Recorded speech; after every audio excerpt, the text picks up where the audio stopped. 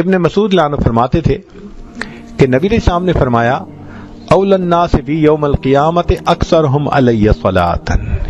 قیامت کے دن میرے سب سے زیادہ نزدیک وہ ہوگا جس نے سب سے زیادہ مجھ پہ درود شریف پڑھا ہوگا۔ ابو بکر عنہ فرماتے ہیں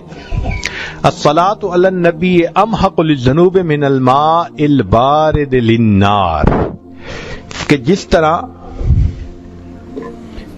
طرح ٹھنڈا پانی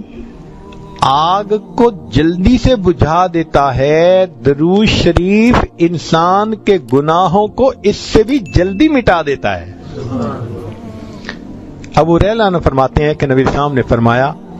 من نسی الصلاۃ علی نسی طریق الجنہ، یہ اوپر کیوں نہیں رکھتے آپ لوگ، تماشا ہے، من نسی الصلاۃ علی نسی طریق الجنہ، کہ جو مجھ پر درود شریف پڑھنا بھول گیا وہ بندہ جنت کا راستہ ہی بھول گیا۔ علی عنہ فرماتے ہیں واللہ لولا ما ذکر اللہ ورسولہ فی فضل التسبیح والتکبیر والتحلیل والتحمید، کہ اللہ کی قسم اگر اللہ اور اس کے رسول صلی اللہ علیہ وسلم نے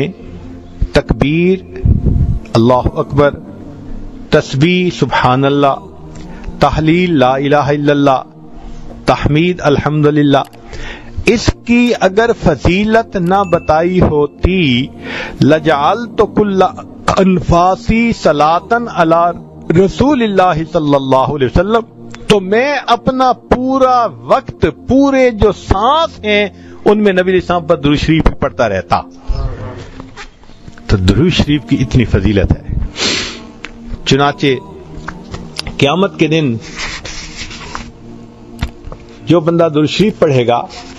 نبی علیہ الصلوۃ والسلام کے ہاتھوں حوض کوثر کا جام پائے گا۔